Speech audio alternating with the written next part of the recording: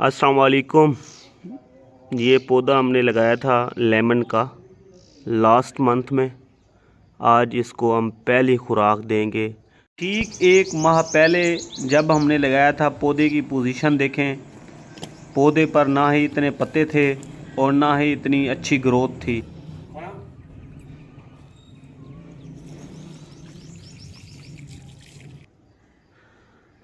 अब देखें माशाल्लाह ये शाखें नई निकल रही हैं, ग्रोथ जारी है।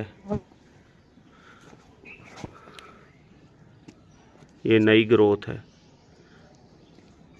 अब पत्ते पीले हो रहे थे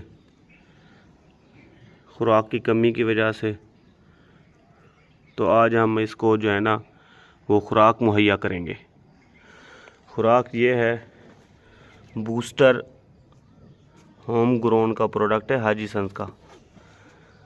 तरीक़ाकार ये है कि हम 2 चम्मच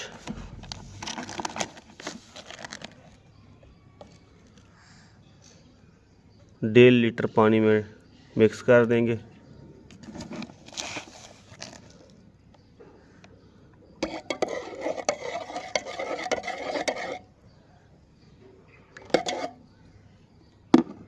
फिर हम जो है इस पौधे को जो है पानी दे देंगे।